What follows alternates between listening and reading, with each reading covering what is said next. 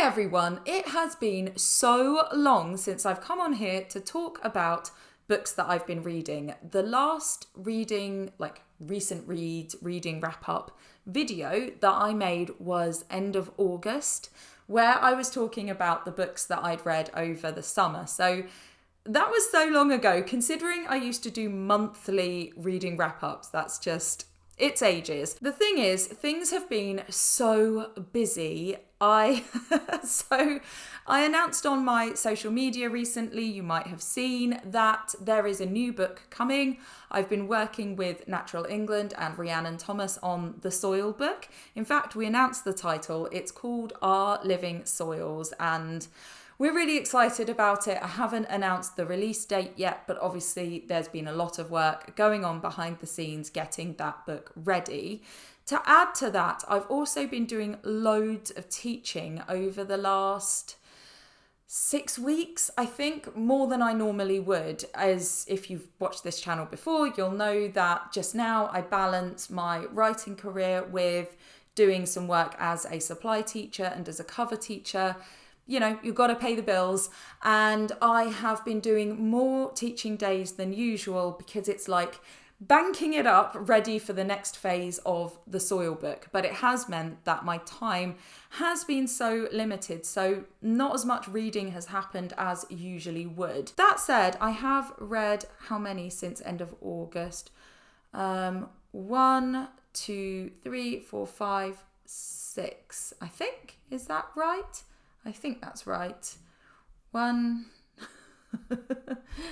2, 3, 4, 5, 6. Yes, it is. So this video will be my last reading wrap up of the year. I probably will read 1 or 2 more books over the Christmas period, but I'll include those in my next wrap up. However, if they are very good, I will talk about them in my favourite reads of 2024 video, which will go up at some point in the new year. So yeah, it's just, I feel like when you're really tired and you're working really hard, and the thing with teaching is it's such a demanding, mentally demanding job. And in lots of ways, so is creative work. It just feels like my brain has to really, really do a lot. And then when it's downtime, I don't have the, just the focus to read, and it's got to be a book that I really am sort of enjoying, isn't too much work. That's the thing. Otherwise, I'm just going to scroll, and I spend way too much time scrolling on my phone, don't we all? And I keep thinking about, well, should I, use one of these apps or something, or limit my time? But actually, I feel like when I do it, my brain needs it, and I know that maybe reading would be better for me, but I don't know. I just feel like my time spent brainlessly looking at social media is firstly enjoyable, and secondly, you could argue it's part of my job, and thirdly, I just sometimes need to decompress in that way with something that doesn't take that much focus. All of this said just means I haven't read as much as usual. The first book that I read since my last one of these videos, which I will link below, was All the Houses I've Ever Lived In by Kieran Yates. I really enjoyed this book. I saw this advertised somewhere and ordered it in from a fabulous local bookshop called the Folkestone Bookshop. They stock my books as well. Give them a follow. They are so nice. I ordered this in. You can get for them to do a stamp in the front of the book that says the Folkestone Bookshop. I didn't go for it this time, but I think I will in the future. Anyway, this book is charting this person, the author's experience of living in lots of houses over, I can't remember what the period of time is, but as they're sort of growing up. And this book came out last year, it's 2023. But each chapter where they talk about one of their houses then explores something about that kind of housing. So it's an examination of housing issues and things like social housing, politics around housing. It is so interesting. And I went through a period of time when I was younger where we moved an awful lot, and I spent quite a big chunk of my childhood living in social housing. So I found this really, really interesting.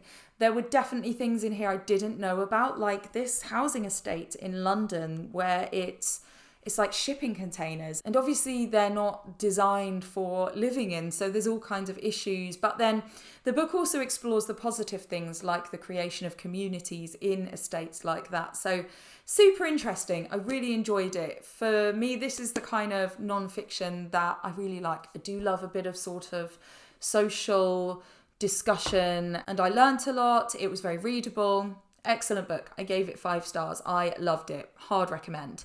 The next book that I read, I don't have. That was the only one I still have a physical copy of. The next one I read was Gone Fishing, Life, Death and the Thrill of the Catch by Mortimer and Whitehouse. One of my favourite TV programmes, if not my actual favourite TV programme, is Gone Fishing.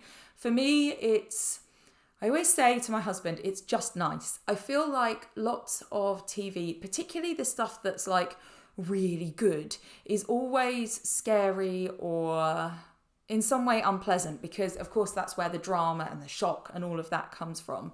But sometimes you just want to watch something that's just nice. And I feel like with Gone Fishing, it still has substance, even though it's sort of a pleasant watch. If you haven't seen it, it's Mortimer and Whitehouse, who are 2 comedians from like the 80s, 90s, and they go fishing. And the whole episode is them going fishing, usually for a specific fish in that programme or on a specific river. They go to the river, they go fishing, they stay overnight somewhere, they have a meal and they chat. And it has that male friendship, which I feel like is so important to show 2 men talking about things that really matter. And they do cover really important topics, but because they're comedians, it's done in such a lovely way. They clearly have such a nice friendship. And it also looks at British countryside and these amazing fish, and it's respectful of the environment, and it shows these beautiful places that they stay. It just has so much that for me, just like it's a pleasant watch, but it matters, if that makes sense. But this was the book from the programme. So Gone Fishing, Life, Death and the Thrill of the Catch. And it covered a load of stuff that's sort of talked about on the programme. So why they went fishing, why fishing means so much to them, just sort of, there's even like a guide to fishing. I will probably never go fishing. It doesn't hold that much interest in me. Maybe I would if it came up, I'd do it. But I feel like I have enough hobbies. Did I read the whole chapter about how to fish, including what lures to use? Yes, I did.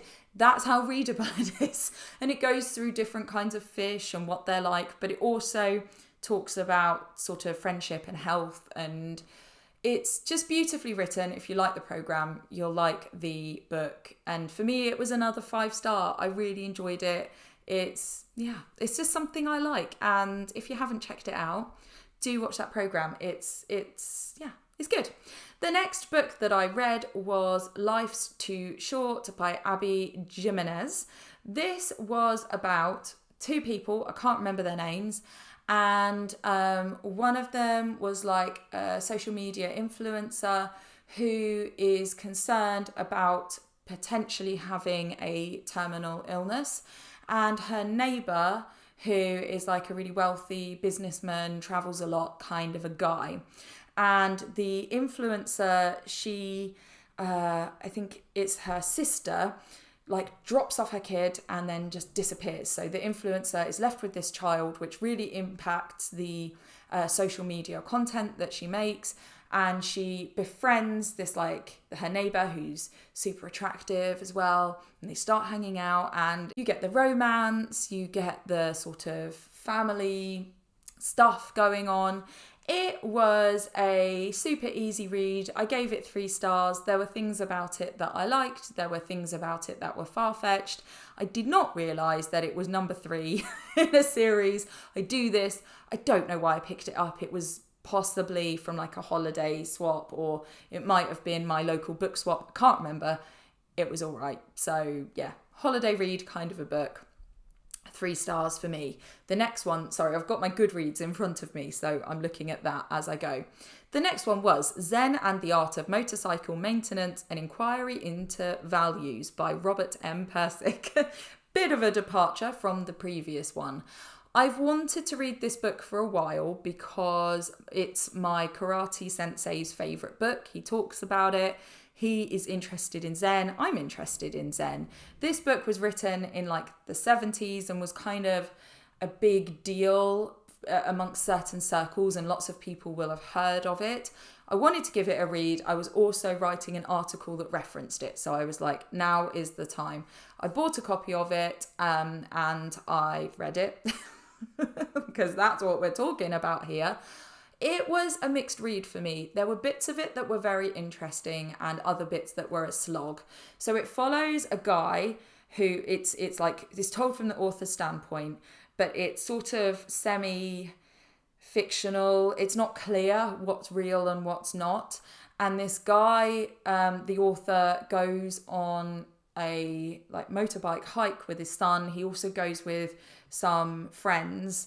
And there's lots of discussions about how you maintain a motorcycle and hiking and planning and big trips, and then that sort of reflecting on life. So that part I really enjoyed. At the beginning, it was talking about how sort of maintaining your motorcycle and knowing how it works, and, you know, being prepared and calm and keeping records is all important. Whereas if you look at somebody who kind of doesn't know how things work, that's shown as like a contrast with one of his friends, and that they don't sort of take that vested interest, and looking at that in terms of sort of philosophy and how you run your life. And I found that very interesting as a creative. I definitely could do better at being more considered. And I mean, it talked about what are they called? Change logs, which is an engineering thing, and this guy comes from an engineering background. I could really do with having a notebook where I write down all of the things that I do when I'm working on a book. So then if I make a mistake or I go, I can go back and look. Do I do that? No, I don't. Has my husband told me to do that? Yes, he has. Does this book say you should do it? Yes, it does. Will I do it? Questionable. But it's interesting. Then the book kind of goes a lot more weird. The author is like inhabited by this lecturer guy who there's something to do with, can you see where my attention started to wane? Like philosopher person called Phaedrus, and then it all gets much more deep and weird, and the guy is sort of thinks he's the other guy, and sometimes he's speaking as himself, and sometimes he's speaking like he has memories from this lecturer Phaedrus guy. It gets weird, and it bothered me that the author is not great with his son, and he's like trying to give all of this wisdom, but he's not very nice to him. And so I don't know, there were bits of it where I was like, that's an interesting philosophical thought, and that's the point of it, is to make you reflect. But there was too much like deep, hard to read stuff as well, where I was like, I don't know that I'm on board with you or like you very much right now. So glad I read it. There were some interesting bits. Not my fave. I gave it 3 stars. The next book that I read was We Are Animals: On the Nature and Politics of Motherhood by Jennifer Case. This was gifted to me as an ebook for me to review in a magazine, which is the members magazine for the Association of Breastfeeding Mothers. I sometimes review books in there, and I really liked this. So Jennifer goes through her experience of motherhood, a little bit like I did in Milk, although it's a very different kind of a book, but a similar feel in some ways. And she goes through various different things that influenced her experience of motherhood, such as sort of politics. So it's set in the backdrop of the last Trump presidency. I can't remember the year, but when all through his campaign and him becoming president the last time around. And so she's sometimes reflecting on that political situation in the States and her becoming pregnant and all of these things. Also things around just the sort of political and social influences when you're a parent, things like maternity leave, and she has a whole bit where she talks about like breast pump hire, and so it's a commentary on all of those things, and she's so honest. So she talks in it about how there's a whole section where she talks about should she have a second child and reflecting on that. Then she becomes pregnant and she hadn't really wanted to have a second child, and she talks at great length about how that affected her mental health and her parenting experience, and that's really interesting, really raw.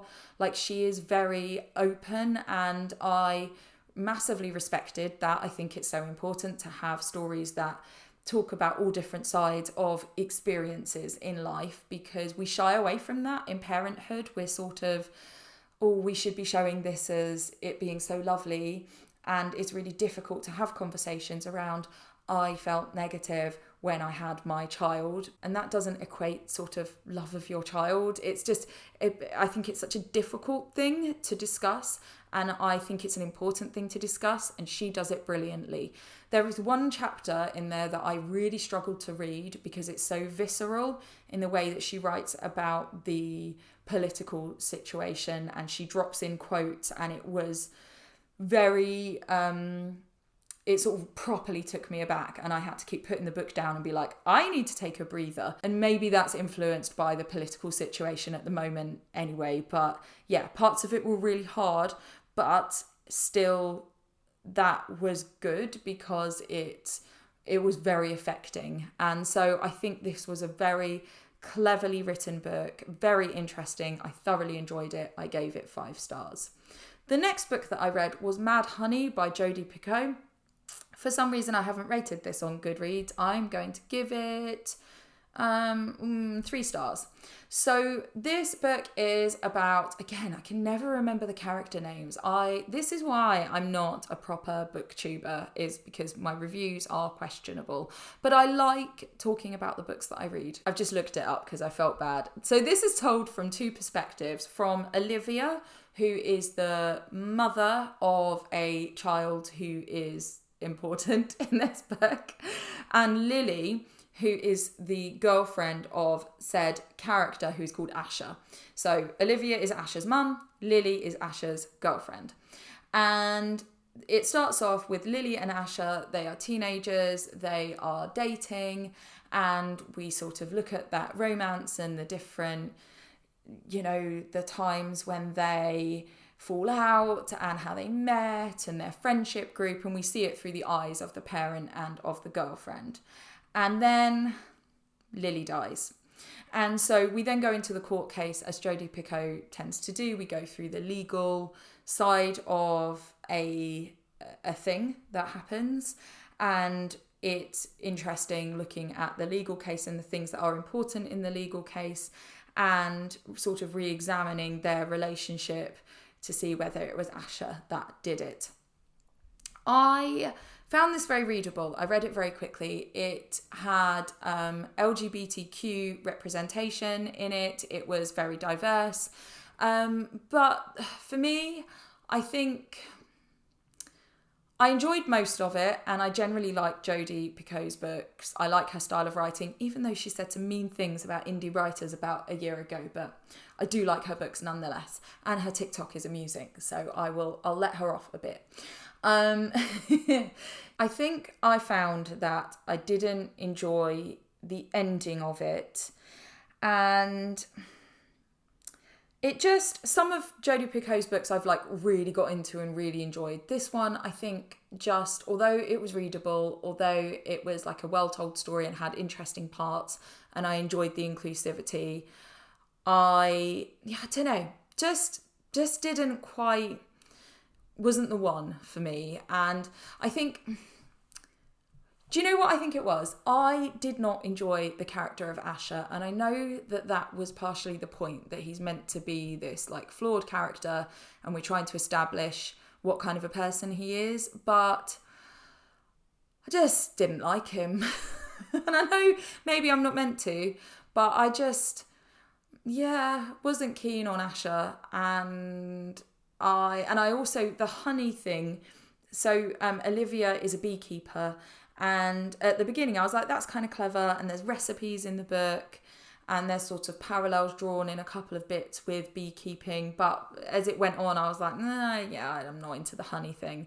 So yeah, like those were fairly minor. This was an okay book. I quite enjoyed it, but just not one of my favourites by Jodi Picoult. So yeah, I do like the way that she does things, where she looks at legal things, and she's very balanced, I think, in terms of how she sort of approaches different people's viewpoints. And I like that. I like how the looking at it from the legal lens kind of gives an interesting view, and I think she's very well researched. But yeah, this just wasn't my favourite.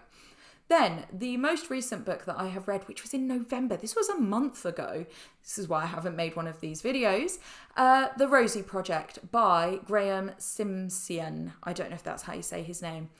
I tore through this book. I really enjoyed it. So this is about a professor called Don, who clearly is autistic, and Dom would really like a wife, a girlfriend, and so he comes up with a project whereby he makes like a survey to find the perfect wife for him that he will then date.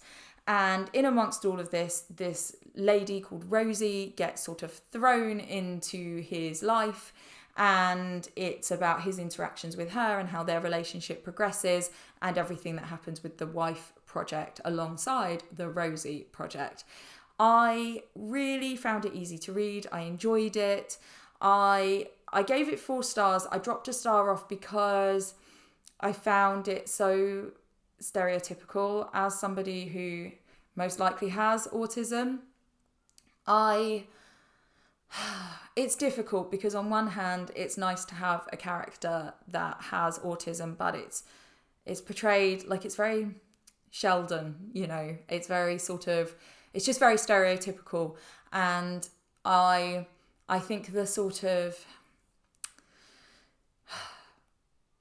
I don't know, the sort of having such high levels of knowledge and such social ineptitudes and all of the routines was such a high degree that just felt a bit too much for me, and that I feel like all that could have been toned down. And I know maybe it wouldn't have been so funny and sort of light, but then should it be funny? I just had this slight around that, the stereotypicalness, but did enjoy the writing and the story. It's so hard sometimes when you have like a misgiving about something like stereotyping of a character, because that feels like maybe that should be more of a turn off than it is. But I think perhaps it's because it wasn't handled like terribly. It was just sometimes a bit sort of, I don't know, I guess it's that sometimes autism is portrayed as one thing, and it's not my experience of it, and the people I know who are autistic, it's not their experience of it. Autism is a spectrum, and the fact that when you say autism, the kind of autism that's portrayed in this is often what you think of. Maybe that's what kind of makes it feel a bit awkward to me. But, you know, I do like a romance written from a male point of view, and I think that was partially what I liked about this one. So I enjoyed it, but not my favourite. I gave that one 4 stars. At the moment, I'm reading, is it called Lessons in Chemistry? I can't remember. I'm enjoying it. I'm also very, very slowly reading, what's it called? Crazy Rich Asians. I've been reading that for months, but I just only seem to be drawn into reading small sections of it. Anyway, as I say, if I do read any more books between here and the new year, they will go into my next reading wrap up. But at some point soon, I will go over my best reads of 2024. I haven't read that many this year, but really, who cares? It's not about numbers. I have enjoyed what I've read. So let me know if there are any books that you would recommend for me to read, given the things that I've said. Let me know if you've read any of these, if you enjoyed them, how you feel about them. I would be so interested. Or if you've read some of these authors and you have thoughts about them. I feel like I have such eclectic taste, which is another reason why like my booktube was never going to take off, because I don't read in one specific genre. I read so many different things. I'm not just reading like contemporary or middle grade or YA or whatever, like some of the booktubers that I have watched in the past. I feel like I'm not niche enough. And also, as we've already said, my reviewing is sometimes a little flawed. But anyway, I hope you found that interesting. If you've stayed till the end, thank you so much. Please hit like, leave me a comment. Do subscribe if you haven't already. I typically talk about writing, but I do sometimes talk about reading. Thank you so much, and I will see you all soon. Take care.